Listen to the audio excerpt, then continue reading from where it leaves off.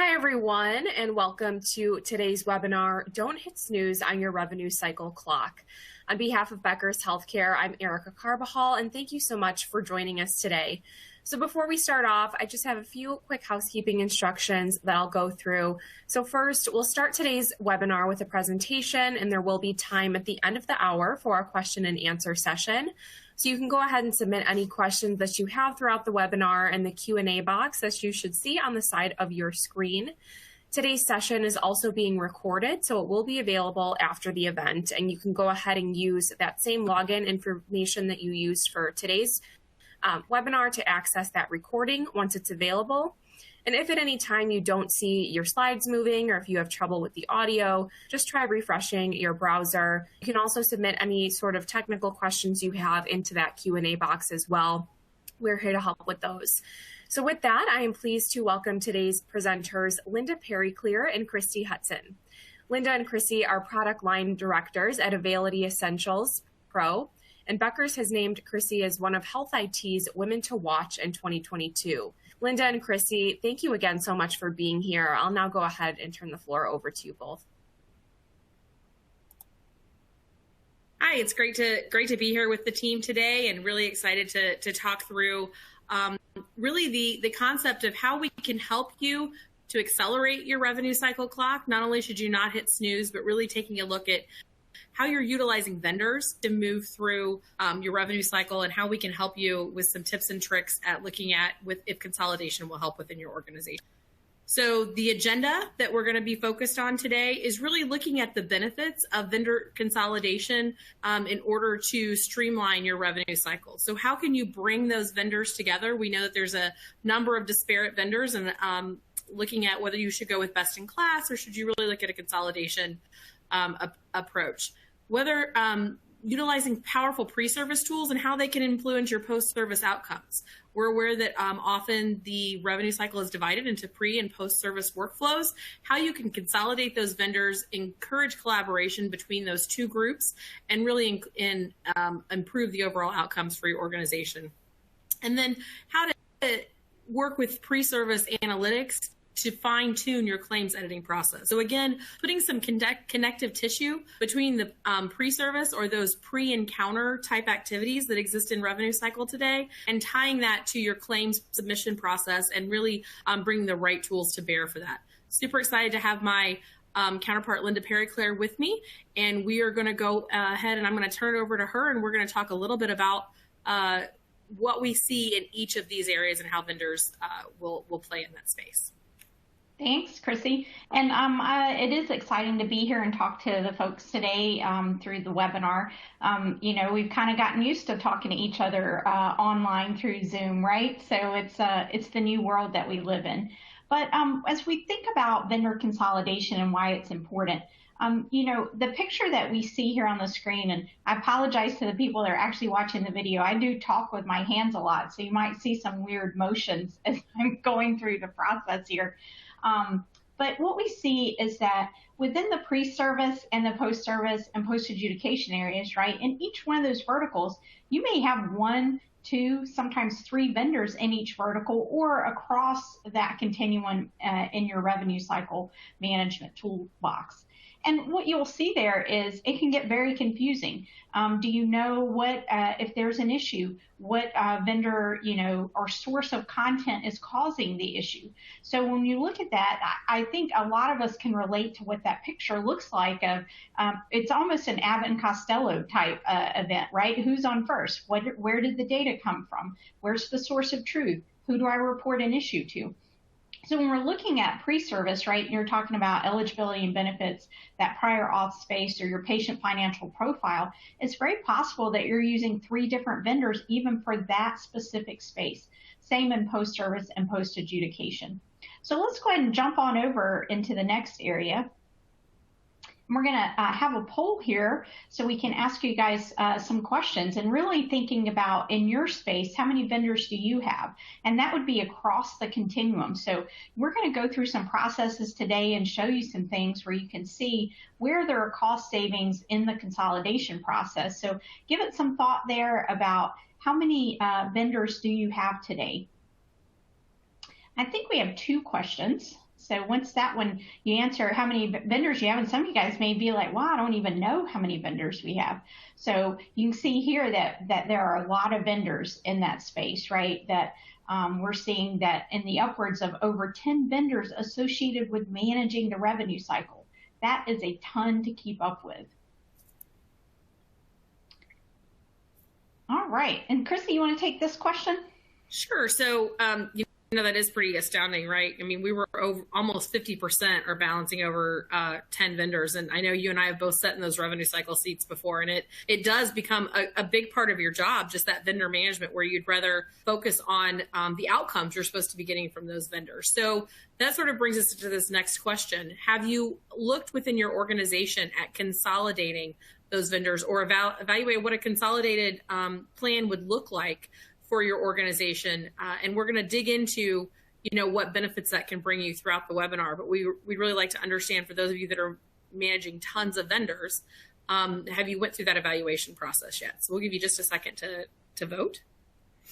And as we're waiting, Chrissy, I have to say I was really surprised at the number of vendors there in the response. Were you surprised at the 10 plus? I was. I thought we would be a little bit lower than that. I knew we would probably be in that 6 or 7. But yeah, over 10, it shows how many niche vendors I think are popping up, Linda. And I think that's definitely something we can get into in the Q&A, at how you look at an overall vendor consolidation and where it might be appropriate to carve a little something out, for sure. So it looks like about half and half. I know sometimes it's hard to even, really find the time to carve out and look at how do we consolidate, because that is a plan. And that's what we're going to talk about today, is how we can make that plan a little bit easier. So that it's not so daunting to look at, would that consolidation bring you some benefits within your organization? So really there's several, I would say, key verticals that you should look at when you're consolidating your vendors. And Linda and I are going to walk you through this today, and then give you some examples of the benefits you might see should you choose consolidation. So really identifying and outlining what are the problems within your revenue cycle. And I think you're going to talk about that one a little bit, Linda, right?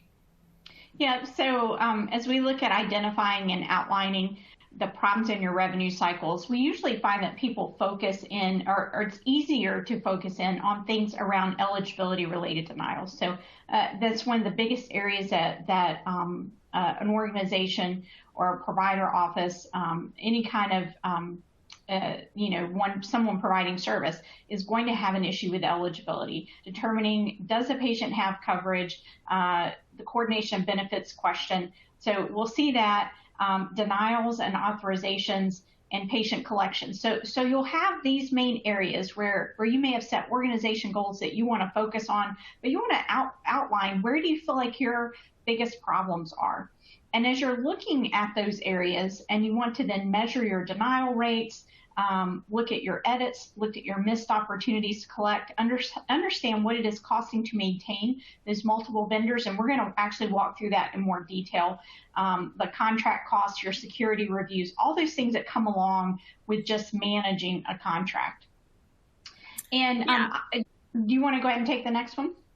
Sure. I was going to say, really making the plan a lot of times is the biggest hurdle, right? So doing that evaluation of your landscape, working with your legal, working with finance, how many different vendors do you have playing a part there? And we're going to talk about, how do we go through inventorying who you're using today, and understanding what you're using each of those vendors for, and then going into the actual implementation process, right? So understanding who you're using today, and then where you have opportunities to consolidate, and what it would look like to do a migration or a consolidation through there. And then I think you're going to take us home, Linda, a little bit with some of the measurements of knowing, did we do the right thing, right? Or did we make the choices? How do we continue to measure those vendors? Right. So like you've talked about, we've identified and outlined our problem. We've made our plan. We've gotten through this implementation process. We've set our goals, what we're going to do, because we know that things that aren't measured don't get impacted, right? Because we have a million things going on. If it's important and we want to make an impact to it, we'll measure it. And we're going to look at how you can measure things, and you'll either use percentages, numbers, or the actual dollars, and focus on things like reduction in errors, the reduction in denials, and all that's going to equate to dollars saved. then once you've done your measurement, right, it's a circle back, go through the continuous improvement process. It's a start at the beginning and go again. So it doesn't mean that you have to, constantly be looking for new vendors, but it's about being aware. It's about being aware of what your problems are now that you've looked and perhaps consolidated down. I talk about how surprised I am that people had over 10. If you could even consolidate down to half of those vendors, not even talking about going down to a one vendor solution, but if you could eliminate maybe 2 or 3 of them and even get to like a 5 to 7 range, I think you'll find that the process is easier to manage. And so you'll then have this set of trusted partners that you work with all the time and that you can look to continue to streamline and do process improvement. So it's exciting. So let's dive into each one of those. Ready, Chrissy? Let's do it. All right. I think this one's yours. Sorry, I want to make sure we weren't advancing the slide here. I'm trying to get my next slide to go. It's not one to cooperate with me. Okay, I can jump in here. So as we're looking at the identifying outlining process, one thing that you may want to do is start with your problem statement. What areas are lacking with your current eligibility vendor. So we picked the eligibility question for you to start with. And so it's really about, what areas are you're having problems with your current vendor. And then you would look at your supporting, identify your supporting information. Is eligibility still the one of your top denial reasons under your current process? Do you even have the insight that you need into certain issues that you may be having, like coordination of benefits? And if so, that's where you think there's an opportunity to outline a process. Yeah, absolutely, Linda. Thanks for taking that for me while I got our slides to catch up. But those are all great points. And really, it's looking at how can you help to have those departments that are often disparate talk with one another, right? So we understand there's a lot of times a pre-service or those that are actually in the more of the admissions department if you're in a larger organization. Those that are bringing your patients in, that are doing all those chart prep, things like that, and evaluating eligibility up front. That won't always connect to those that are working the denials on the back end, right? So we need to make sure that we can use a consistent vendor so that those two departments are working off a consistent set of data, singing off the same sheet of music, so to speak, so that when you have that data, you're able to see it throughout the life cycle of that patient's encounter. Really leads to better patient care and really can help to streamline what the information is that your organization has access to.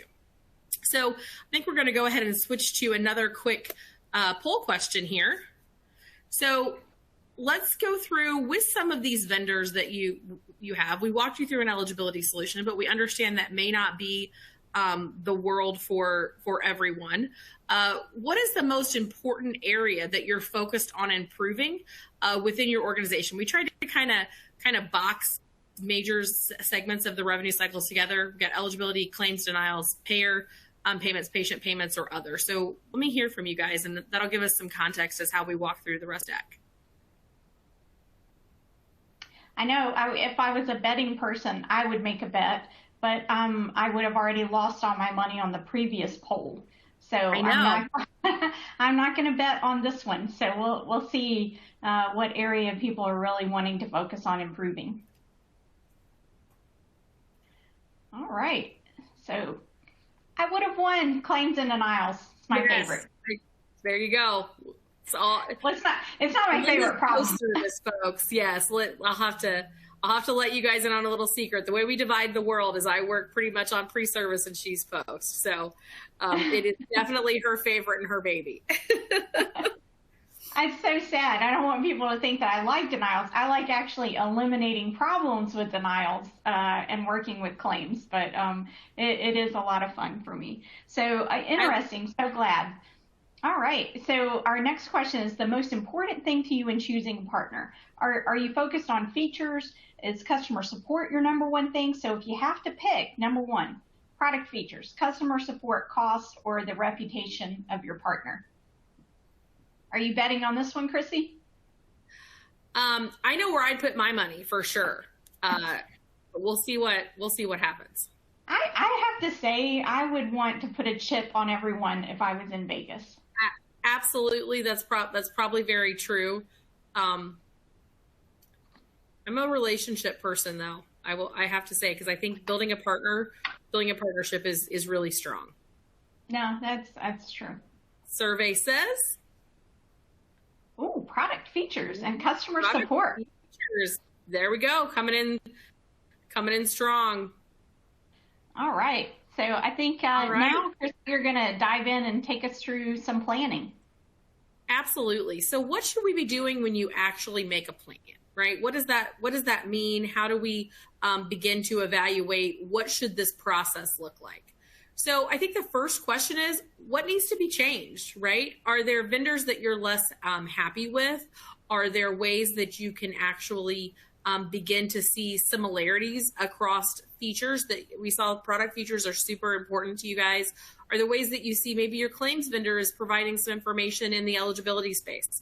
Your eligibility vendor may be helping you with some statusing or some traditional activities that may be in the claim space. Do you see overlap? Do you see any similarities or symbiotic relationships? Or do you have problem areas? So really, coming up with the decision of where do we start? That's the easiest way to start, right? So going through what do you need to change specifically? Number one. As you move through that, a good way to help answer that question is what processes can be streamlined. So a little bit of that overlap that I was talking about. I'm a huge fan of a whiteboard. I'm actually in our office today. Got a big one behind me. I had to erase before we started the call today. Getting your stakeholders, your end users are your number one most valuable resource when you're evaluating decisions like this. Cost and budget, we're going to talk about that next. Those are important, but that I never believe should be your number one driving factor when making these types of decisions. It's really looking at what workflows are you looking to achieve, where do you have good integrations, and where can you streamline processes, and really getting your end users to outline what their day looks like, what tools they use, and where maybe they have overlap. You could be surprised that you may be paying for something for a vendor that's not really their favorite way to receive or gather that information, and they may be using alternate sources. So digging into that. Budget, while I don't believe it should be your number one concern, it has to be everybody's concern, right? We all will own cost centers within the revenue cycle and have to look at that. There are ways to look at how it will impact your budget. Will you have cost reduction? Could you maybe have a fee increase but actually be able to offset some staff cost in terms of time, where you can redirect more value-added activities through a consolidation? So what does it mean for your budget? And then sort of the legal maze of what contracts are in place. Oftentimes these are put in place by various departments within your organization. Maybe pre-registration owns some, maybe your revenue cycle, maybe even your clinical medical records department may own other relationships. What exactly exists, and pulling together a comprehensive list there. And then what relationships do you have that you can leverage? What are your peers saying? What are you hearing from industry groups? What are you learning on webinars and various activities that you have as you're building that community of practice to help to really influence the decision and making sure that you're shopping that plan? All right. So once you have your plan, then I think you can move to implementation and measurement. Yeah, and so this is one of my favorite parts because I'm a numbers person, and I'm all about, making sure that you're measuring, as I mentioned before, what you want to change. And so when you think about this approach, it is phased, right? Think about it as a journey. And I use a lot the crawl, walk, run concept of a phased approach that roll out slowly, make sure you get all the wrinkles, ironed out of the process, that your staff is comfortable, and that you really understand if you were at, changing a workflow that was heavily embedded, people have been doing for a long time, and change is difficult, right? So this phased approach can really help pull along your staff as part of the change management, because you change something with them, let them see the big picture, that where you're trying to go, and share the journey with them, but it also can help you manage the change within your organization. I think it's important to set realistic expectations, right? Are you going to come in, swap something out, and the next day suddenly all of your eligibility denials are gone, right? No, that's not realistic. And I think it's important to set your expectations. And we talked about, are you going to measure numbers, percentages, or dollars saved? I think it's important to be conservative with your expectations at the beginning of your rollout or the beginning of the process. And then as you go, right, it's sort of like in this agile development methodology that we use at Availity, but in other organizations as well, is you roll something out, you measure it, and then you iterate on it, right? It's like we can spend, a year planning a massive rollout and then have missed something at the very beginning that could throw a kink into the whole plan. So I think it's that realistic expectation that you're going to have a phased approach, start slowly, and build your way up.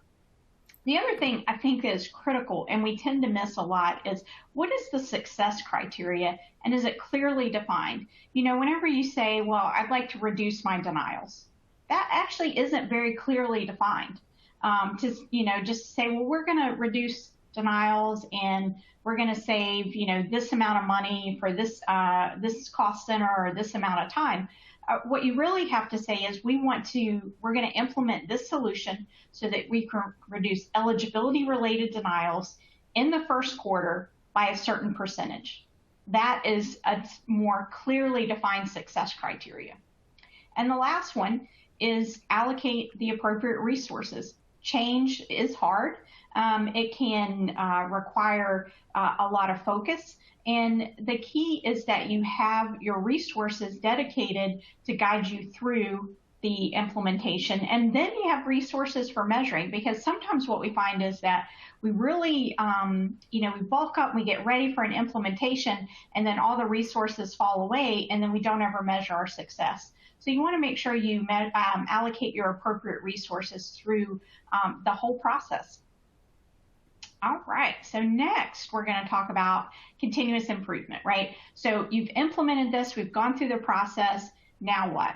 Okay, now you're going to deep dive on your eligibility denials. Maybe you have made an impact and reduced your eligibility denials, but you want to go deeper. Now you dive in there and you figure out, is there something specific going on with your denials? And you may be able to then start to, as Chrissy and I kind of use this term, is start adjusting the knobs, right? So you're going to adjust your real-time eligibility transaction to send a specific service type code to get you better information up front. So it's not just maybe you weren't leveraging a real-time eligibility transaction. So as part of your process here, you started doing that, and that transaction's integrated into your host system. Well, now that you've gone through the process, you're taking a look at your eligibility denials again and saying, I want to figure out, I'm still receiving a subset of this type of eligibility denial.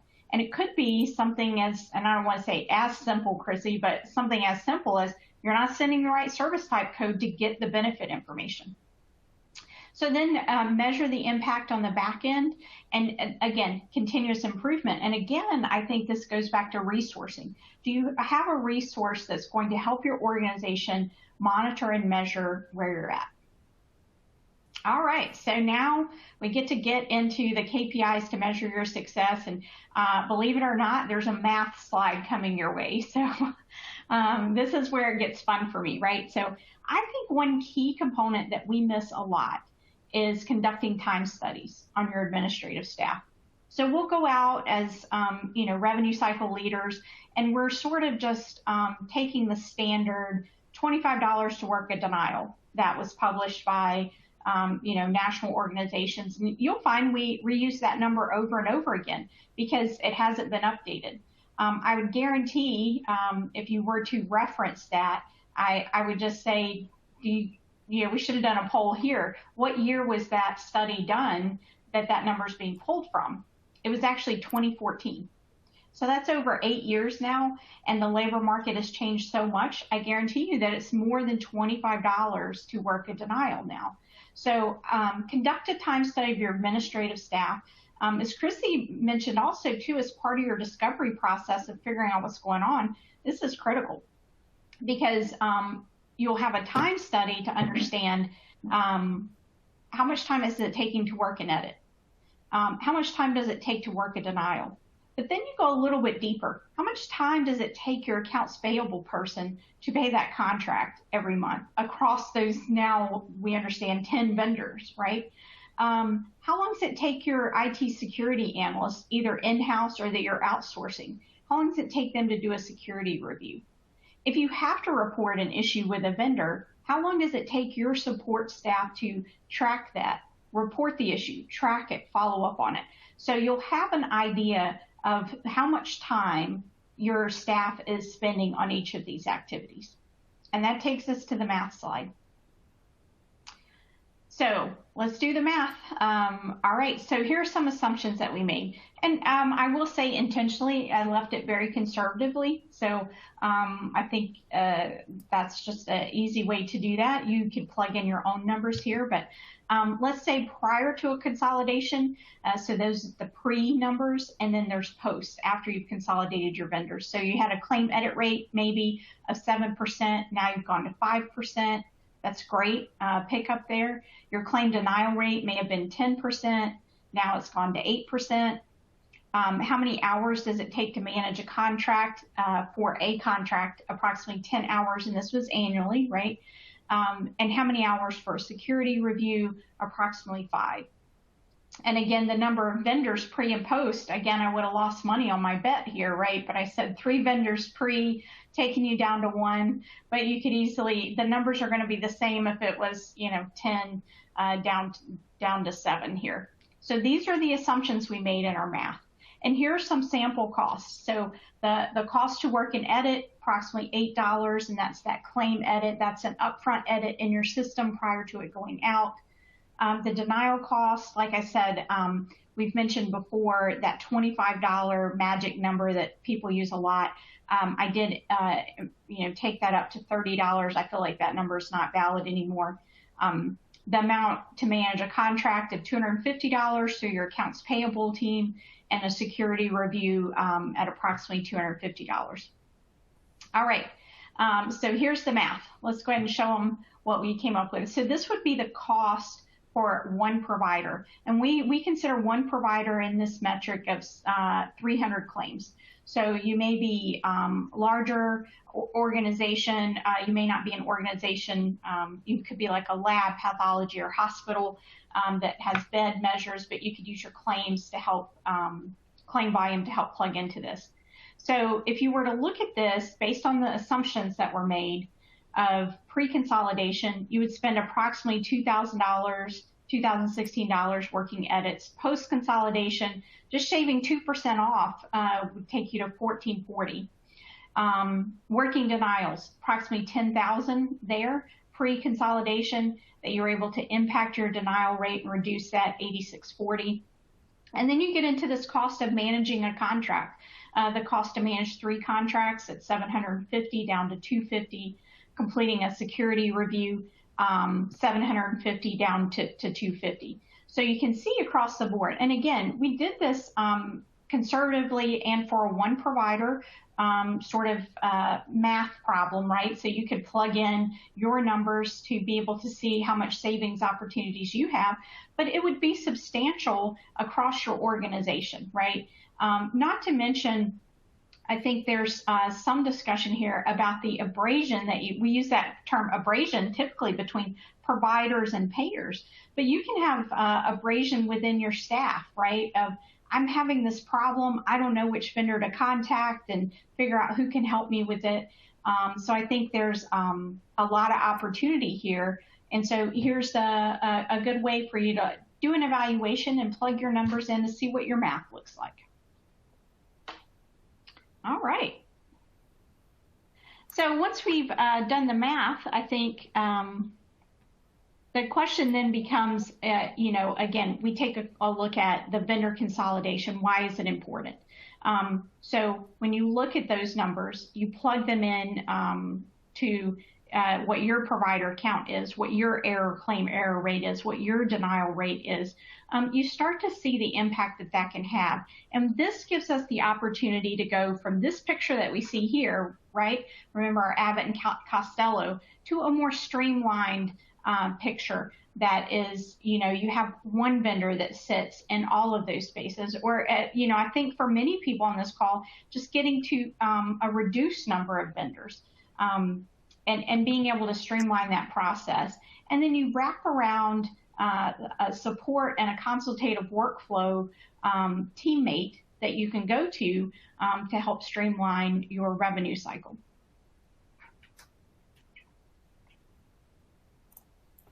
All right, those are some great numbers, Linda, and I think it's really interesting to look at the real hard math, right? Like you said, even on such a small scale of one doctor and being conservative, we know it can make a real difference to this, especially when you're consolidating across major areas of the revenue cycle. So one of the things that we definitely encourage you to have when you're moving through this process and evaluating consolidation is really that partnership checklist.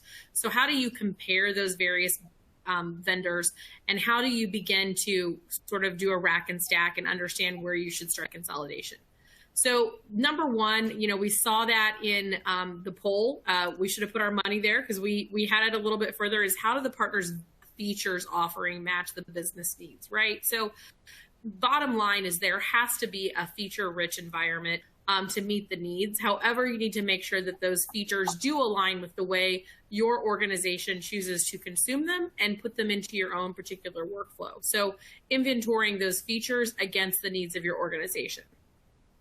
Next, the level of support. That came in a strong second, and that's kind of what I was referring to from a relationship. I think it's important that when doing vendor consolidation, especially if you're going across major areas of the revenue cycle, you should not be looking for a vendor, you should be looking for a partner. So looking for someone who really feels as an extension of your organization, that aligns with you on annual goals, that understand how you choose to consume support. Do they offer the appropriate meetings? Do they align to your department planning? Can you understand how they will support your staff and really augment and help to bring additional value that is not always clear in the numbers, right? So how can they become a true partner? How does the current customer base compare to your needs? What references can be provided? So looking at throughout vendors, if you're a very specialized lab, or maybe you're a radiology center or a billing service, looking for, do they have customer bases that match your particular needs? It's often, we'll hear, everyone's got their special sauce. That is very true. There are differentiation in various parts of the healthcare revenue cycle market, and looking for vendors who can help support your particular needs are extremely important. How will the consolidation impact budgeting? Not just labor budgeting or fiscal budgeting, but both of those, right? So how can you utilize the appropriate staffing as well as the appropriate cost? And then most definitely looking at that continuous improvement, both implementation and maintenance look like, not only from a cost perspective, but from a support perspective. What does that partner bring to the table? What can they offer you in terms of really continuing to grow that relationship, grow that partnership, and really see the rewards over time? So we're going to walk you through an example near and dear to my heart, in eligibility. So pulling an eligibility vendor that is the same as your claims vendor is, we think, a great way to start. So we're going to build out on the screen here a little bit of all of the places that eligibility might touch within your organization. And when you look at the way to service eligibility or choose an eligibility vendor, it could come in, it could be owned by any of these various departments in your organization, right? Pre-service, point of service, post-service, everyone has a very specific need and a valuable vote in this process. And it could even be that different vendors exist in each part of the cycle. So looking at someone and mapping out how you utilize vendors today, we believe a single vendor should be able to meet both what's done in pre-service in terms of your real-time eligibility, coming back into your system, batch files that will be done for your chart prep or for preparing for any of your future appointments, that on-demand interactive portal experience when an integration is not appropriate, the point of service needs, right? Patient is in front of you, patient is on the phone. You have to actually go through and pull up that particular patient's very specific benefits. And all of those benefits lead to how you should expect your claim to be adjudicated. So understanding what services are covered, understanding what benefits would be applied, what particular requirements your patient may have in order to smooth out or make as easy adjudication process as possible. And then post-service, we'd love to all think a clean, 100% clean claim rate. Unfortunately, that's not the world we live in. There will be some denials that come through on the back end. How do we have appropriate eligibility vendors to those denial individuals that are working those denials, or those remittance advice returns, and understanding how does the eligibility change? What should we be looking at, and being able to tie that back to what was available at the time of service or prior to the service. So pulling a vendor very much the way we saw you, that meets all of those needs across the full cycle and aligns closely with other services they're offering you. One example we have is we did a case study with a large organization that decided to add to their claims and remit services that Availity offers their real-time eligibility as well. With that, it was one of the leading systems, health systems in the U.S. They utilize Epic as well as Availity, and they really got much more accurate and much more benefit-specific details within their host workflow at all those points, point of service and post, to automate the process and get that full eligibility verification and be able to have access to that data to then tie to the claims denials and to be able to really enhance that claims editing process. Overall, they were able to reduce operating costs by $2.3 million by automating and consolidating those manual and disparate vendors across eligibility. There was a 25% reduction in staff time because of the robustness of benefits that were returned and that were able to inform the services prior to claim submission, and return 33% more procedure-specific benefit data. So how do you actually understand exactly what each of those coverages are related to those various services by implementing a vendor who understands the full revenue cycle? So Linda, I think you have a few other examples of how the consolidation can help. Yeah, I think we've seen this before in the claim error space. So you talked about, implementing the eligibility processes, the real-time eligibility, and how it cleaned up things downstream. And really, you can see that have an impact on the error rate. And we talked about measuring the cost of working those claim edits. So if you're cleaner at the real-time eligibility at the time of eligibility in the pre-service space, that's going to trickle down and not have a claim edit that you work, not have a claim denial that you have to work. So we worked with the health system that reduced their error rate from 4.8% to below 1%, right? So we also reduced the number of claims to drop to paper, by 60%. And so sometimes you think about your vendors and you think about them as these external groups that you have relationships with, but it can also be yourself, right? So if you're dropping things to paper in-house and mailing them, you need to look at that process as well. So we were able to see a significant improvement in error rates and drop to paper from having better registration up front and stronger eligibility. All right, one other example. I think we have another poll.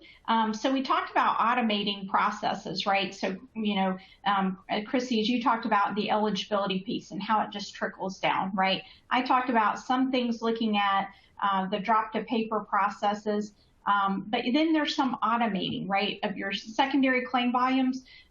Again, goes back to the amount of time that it's taking your staff to process these secondary claims when you know that there's not a lot of value to a lot of these claims, but you don't want to leave any dollars on the table if you can help it.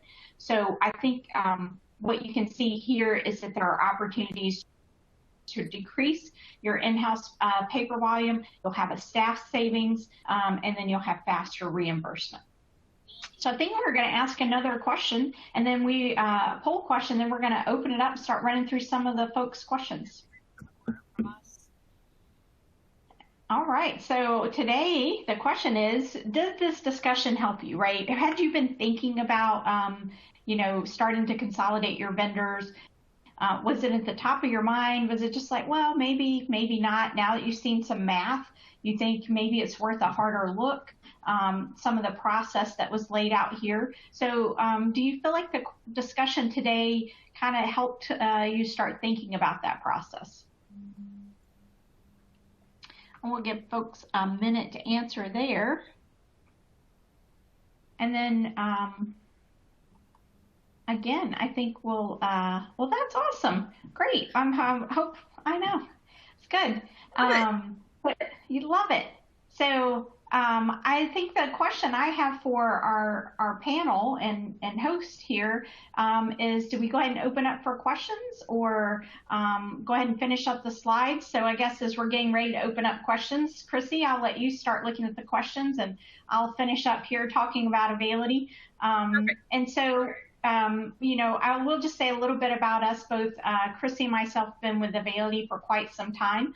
And we find that one of the things that we enjoy so much about working at Availity is that we do solve problems. And we sit in this unique space in the industry where we have partners that are payers as well as providers, and that we are able to work closely with both of those. And really, I think that is the key to the success of Availity, is having relationships with payers where we offer payer-sponsored tools that many of you may be using today, as well as we offer premium revenue cycle management tools and solutions to the provider base directly. So we appreciate the time to speak with you today and share some information. So let's dive in and get to your questions. Thank you, Linda and Chrissy, for such a great presentation. So we'll go ahead and get into the Q&A here. So let's see. So the first question here is, what areas should be considered first in consolidation, and when is a niche vendor still appropriate? Yeah, I can start there, Linda. I was thinking about this as we were going through and seeing all of those numbers, and would love to hear your feedback as well. But I think really when we look at consolidation, I think of some pillars, and they really are related to that poll question we asked you earlier about what areas of focus does your organization have. So claims and remits, going to eligibility, and then payments, be those payer payments in terms of looking at, is your revenue what it was intended to be, and then patient payments. I think those are really areas where you can pull some consolidation together. I do think that there are times when niche vendors are appropriate. One example, when I was back in the revenue cycle space, we were in a college town, and we had a fair number of students that were from abroad, and that can bring its own complexities when you're dealing with those. You may have insurance that is not just out of state, but out of country, right? And you're having to actually use some very specialized vendors to file some claims, especially when you're dealing with surgical practices, things like that, that they may not have coverage in your own nation. There are times when those niche vendors can be appropriate, and I feel that they can bring value to your organization.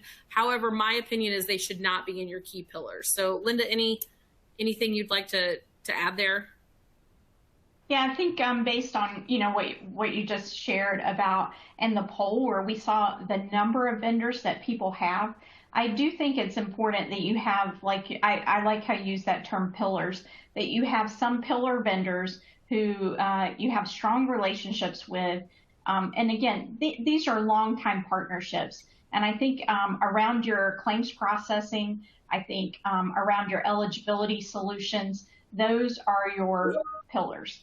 And then I think, as you talked about, depending on the specialty that you have, you may have a niche partnership of someone that's providing something unique to a certain specialty. Again, maybe it's, some kind of recovery group that you're doing because you have a very unique subset in your patient base. But overall, I agree there should be pillars around the pre-service eligibility, focusing claims processing, and then filling in between with your niche vendors. Thanks for walking through that, Linda and Chrissy. The next one here is kind of builds off that last one. So how often should you evaluate if consolidation would benefit your organization? All right, Chrissy, you want to go first? I'm really a 2 to 3 year cycle is what I like to sign contracts on personally. Ideally, 5 years for a contract is a very sweet spot for both the provider and the vendor, but typically we'll see 2 to 3 years in the market. And I think that you should do your consolidation evaluation about 18 to 12 months prior to major vendor contracts coming up. So I think about every 18 months to 3 years is a good benchmark, because it does take our industry a little while to move. I don't think it's something that needs to be done annually, but I do think that it is something that it should be budgeted for, at least every 2 years, so that you give it the attention that it deserves, and it starts to become organic in part of your contract review process. Yeah, I would agree. And I think one thing that many organizations are not the best at, and that is tracking your contracts, understanding the terms of your contracts. When are they up for renewal? What was the terms? Because you may have had turnover in your organization since those partnerships were established. So I think it's always good just to have, if you're responsible for the revenue cycle or parts of the revenue cycle, that you create an Excel spreadsheet that has a list of all your vendors, your contact information, what was the initial date of the contract, what are your terms. And then I think you sort of use that as your review, because those will all be staggered. And so you may be looking at them, like you said, 12 or 18 months in advance of them actually, those contracts renewing. I think the other thing, though, that I would mention about sort of tracking and doing this review, it's more of a review of your organization as well, as to what problem are you trying to solve and what tools may be missing from your tool set, and making sure that you have a strong enough relationship with your partners that you're hearing from them on a regular basis, because they may have tools that you just haven't implemented. They may have, I know from our roles, Chrissy, we're always creating new product features and rolling things out and launching them, and making sure that, at any given time, we're going to launch a product, and one of our customers is not going to be ready for that product at that moment. And so it's not going to stick with them. They won't remember that we did a PowerPoint or that we, published, release notes, that something new was out there. So I would just say it's about looking at your organization as well, knowing what your needs are, and then setting a cadence to review with your partner. Hey, just checking with you. I'm looking to solve this problem. Do you have anything that's come out, recently that we might have missed? So I would say that's also a key part of the review, is incorporating your own internal needs and reviewing what the partners offer.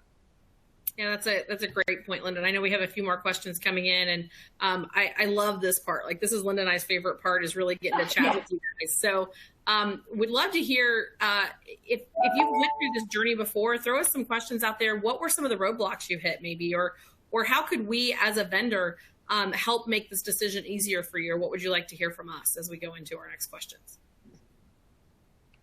Thank you, Bull. So we have time for a few more here. So the next one is, how do you improve the disconnect between authorize versus build service when it is one-to-one CPT driven? Oh, this is in my world a little bit, Linda, and then how I get to help you by sending some information into your world. So I'll jump in first. And I think that really having a shared vendor with access to a shared data set, both pre-service, in terms of receiving very benefit-specific information for authorizations and for eligibility, and having that vendor directly tied to your claims and editing process is the best advice that I can give.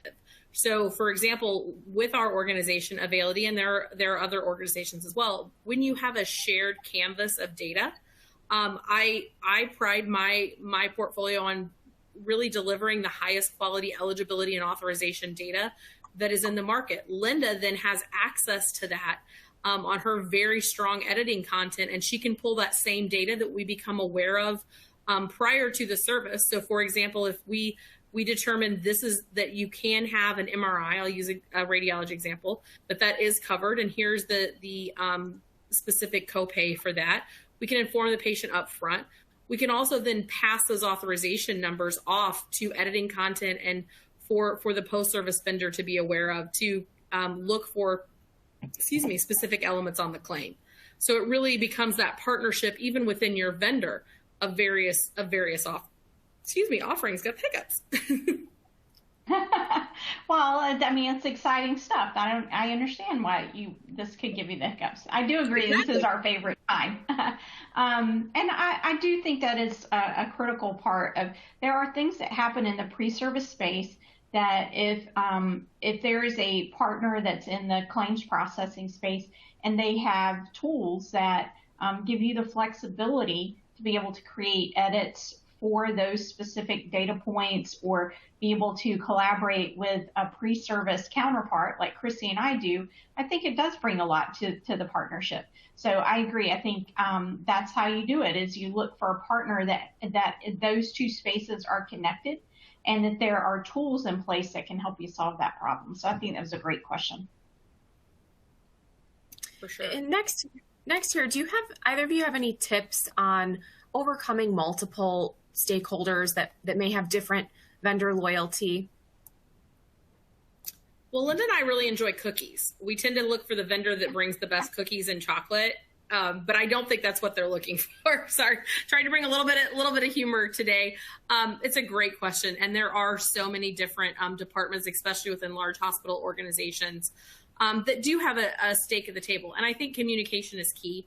I think preparing those vendor checklists and really looking at not only features but support models, and helping to expose your colleagues and your partners to your own preferred vendors and what you actually are able to receive from them is key. So once you start a relationship with a vendor, it shouldn't be a one-time interaction and done. There should be continuous optimization and continuous conversation with that vendor. Don't be afraid to ask your vendor to come back in and talk to your colleagues, talk to other members of your organization. That's what we are here for. And we want to be able to sit down and say, how can we best meet the needs of your full organization? So I really think communication and not being afraid to lean on your partner that is the vendor to help overcome and to come back in and sell themselves a little bit is not out of the realm, and should be something that you take advantage of.